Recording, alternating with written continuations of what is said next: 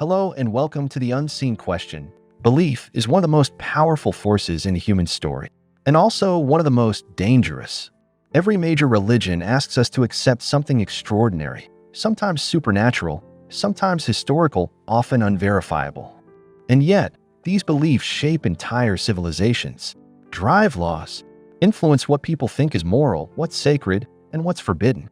But what happens when we look at those beliefs under the lens of reason, evidence, and honest inquiry, and they start to fall apart? This isn't about ridiculing anyone. It's not about superiority or mockery. It's about asking, what if the ideas that so many take for granted are simply not true? Let's start with something simple, but devastating. If there truly is a God, one who created the universe, governs morality, answers prayers, rewards the good and punishes the wicked, where is the evidence? Not feelings, not stories, not traditions, but actual, verifiable, reproducible evidence. The kind we demand in almost every other area of life. We don't accept anecdotal testimony when evaluating medicine. We don't consider ancient texts as proof of chemistry. We don't rely on community consensus to determine physics. But when it comes to religion, entire belief systems are built on claims no one can test and no one can prove. Why should belief in a God be the one thing exempt from the standards we use everywhere else? Now, some people will say, well, God is outside of time and space, beyond the reach of science. You can't expect physical proof of something that's spiritual. But that response quietly admits something important. If there's no evidence for a claim, if the claim is unfalsifiable, untestable, beyond scrutiny, then how do we distinguish it from pure invention? Once you allow for ideas that can't be challenged, you can believe literally anything. That's not a feature of religion. That's a flaw in its reasoning. And if that alone doesn't create doubt, let's talk about something even more fundamental, the sheer diversity of religious belief. Across history and geography, humans have believed in thousands of gods, spirits, supernatural forces, each culture convinced that their system is the true one, the others false or misguided. But they can't all be right. Isn't it more likely they're all tapping into the same basic human tendency, the need for meaning, pattern, control, especially in the face of uncertainty? Religion didn't fall from the sky. It grew from human minds. It's not a coincidence that the gods of ancient tribes looked like their environment. Nor is it an accident that religious laws almost always reflect the social norms of the time they were written. That's not divine wisdom. That's cultural artifact. Now let's go even deeper, to the problem of evil. If there is a God who is all-powerful, all-knowing, and all-good, then why does the world look the way it does? Why does a newborn die of cancer? Why do earthquakes bury entire villages? Why are children trafficked, abused, and forgotten? Some will say, free will. But nature isn't choosing. Viruses and floods and genetic defects don't have moral agency. So, if God exists, either he allows immense suffering he could stop, or he can't stop it, or he doesn't care. Any way you slice it, it contradicts the idea of a God who is both loving and omnipotent. Others might argue that suffering has a purpose, that it teaches, strengthens, purifies. But let's be honest. Does a child dying of bone cancer need that lesson? Does a tsunami that kills thousands really build character? If we saw a person allowing that much pain when they had the power to stop it, we'd call them monstrous. Calling it divine doesn't make it more defensible. And that leads to something even more unsettling. Morality. Many people claim religion is the foundation of right and wrong, that without a God, there would be no moral compass. But morality predates organized religion. Cooperation, fairness, and empathy are observable in other social species, even primates, elephants, whales. Evolution favors prosocial behavior in communities where survival depends on it. Our brains are wired to care about others, not because a deity commands it, but because we're social animals. And when we look at religious texts, the moral record is inconsistent at best. Commands to love thy neighbor sit beside instructions to stone people to death. Ancient codes prescribe slavery, genocide, and rigid patriarchies. These were written in a different time, people say. Exactly. That's the point. Moral progress didn't come from religion. It came in spite of it. It was human reason, empathy, and changing social conditions that led to the end of slavery, the rise of women's rights, and the fight for equality, often against religious opposition. If a moral code needs to evolve over time, then it wasn't divine to begin with. It was human, flawed, and slowly corrected. Then there's the problem of revelation. If a God wants people to know the truth, why communicate in ways that are so easy to misunderstand? Why appear in obscure desert regions centuries ago, speaking ancient languages, leaving behind stories that sound mythical and contradict history? Why not just speak clearly, unambiguously to everyone in every generation? Some say God wants faith, not certainty. But if the stakes are eternal salvation or damnation, doesn't it seem reckless to leave things open to interpretation? We wouldn't accept that level of ambiguity from a doctor, a judge, or a pilot. Why accept it from a God? And let's not forget how religious belief correlates with geography. If you're born in Saudi Arabia, you'll likely be Muslim. If you grow up in Utah, probably Mormon. In India, Hindu. In Thailand, Buddhist.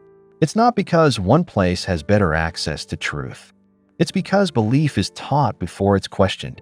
That's not discovery. That's indoctrination.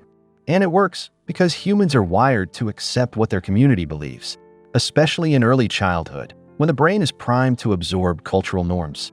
Religion exploits that cognitive window, which is why so many people feel their faith is deeply personal, even though it's largely a product of where, when, and to whom they were born.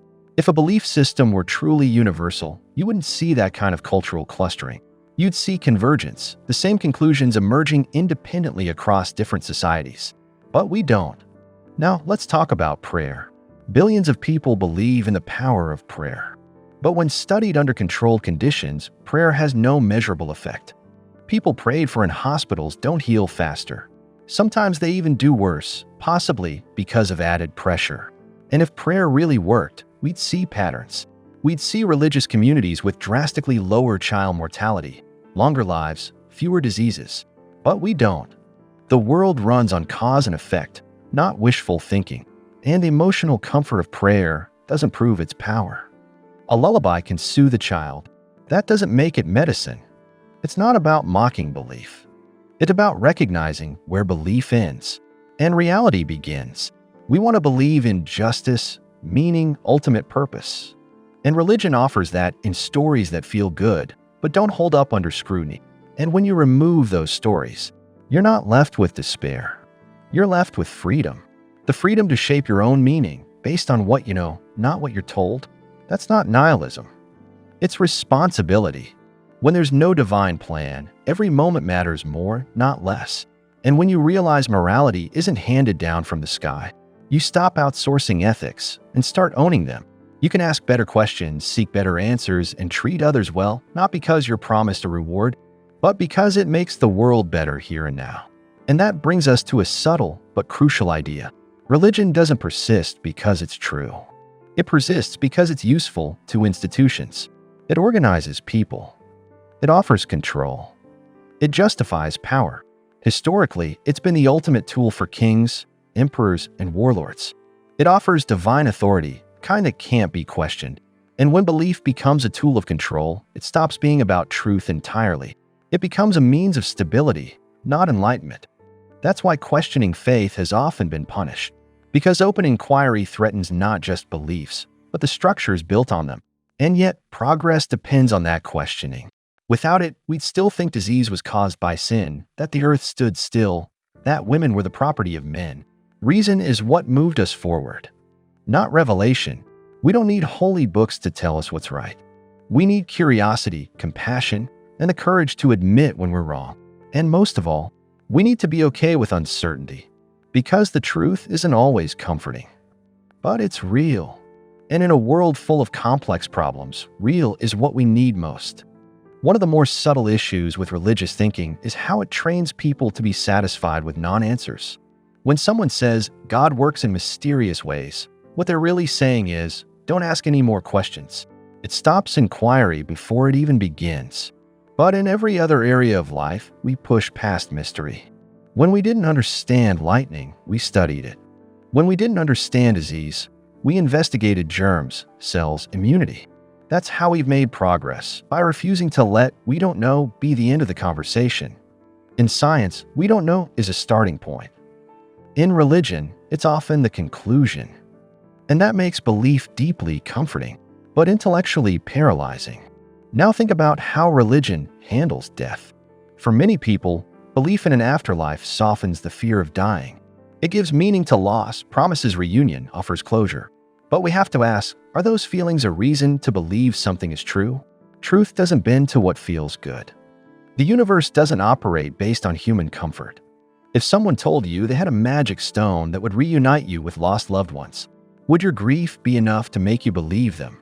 Probably not, because deep down, we all know that desire isn't evidence. The fact that death is hard to accept doesn't make any particular story about it true. And when we build whole belief systems around avoiding that discomfort, we risk living in delusion, however well-intentioned it might be. Then there's the issue of personal experience. People often say, "I felt God," or "I had a moment where I just knew." But feelings are not reliable pathways to truth. Our brains are susceptible to suggestion, cultural conditioning, expectation, and confirmation bias. In fact, brain scans show that intense prayer or meditation lights up the same areas as deep emotional connection, music, or even drug-induced experiences. It feels real, but it doesn't mean it points to a supernatural reality. People in every religion report similar spiritual feelings, even when the doctrines completely contradict each other, which means the common factor isn't the God being worshipped. It's the human mind doing the worshiping. Once you understand that, the mystery starts to unravel. And that brings us to faith itself. In religion, faith is treated as a virtue.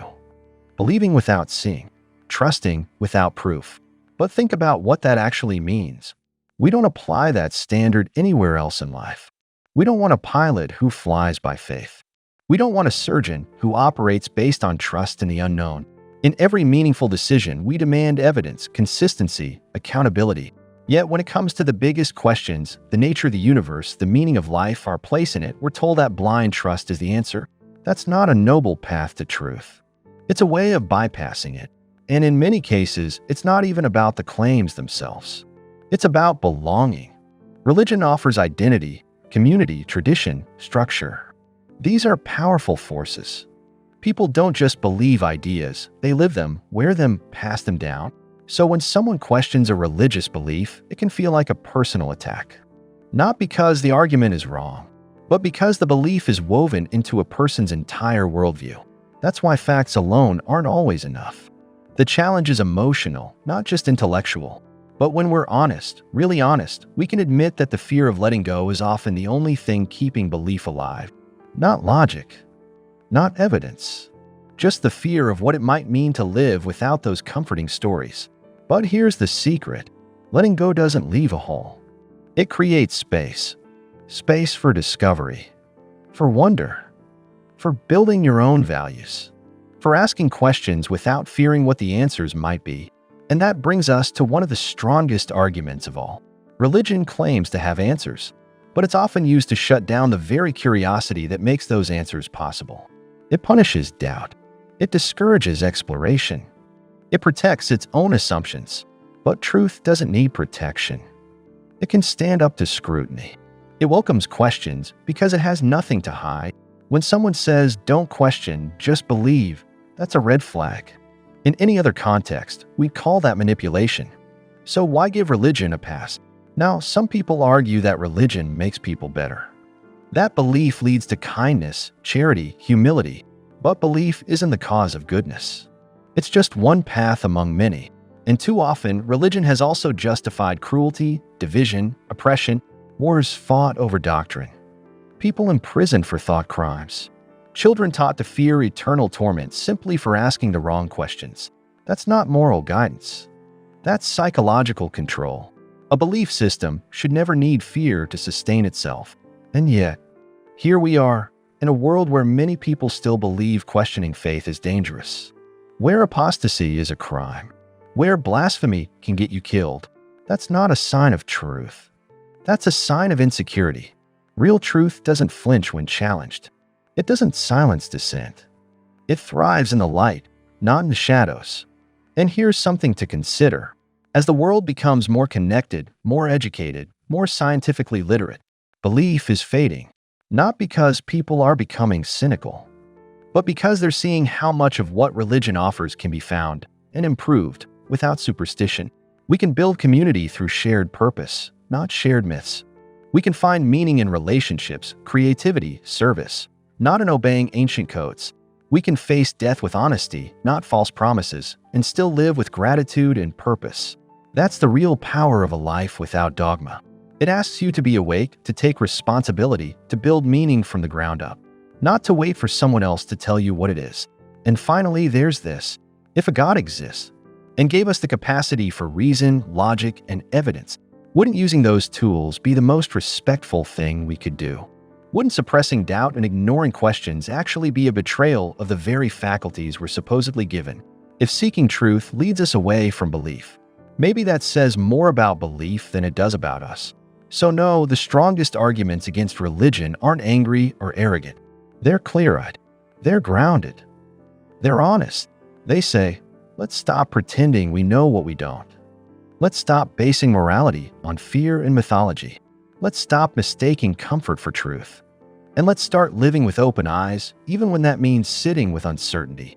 Because in the end, reality is enough. It's vast, complex, beautiful, and completely indifferent to our preferences. And that makes it all the more worth understanding. No gods required.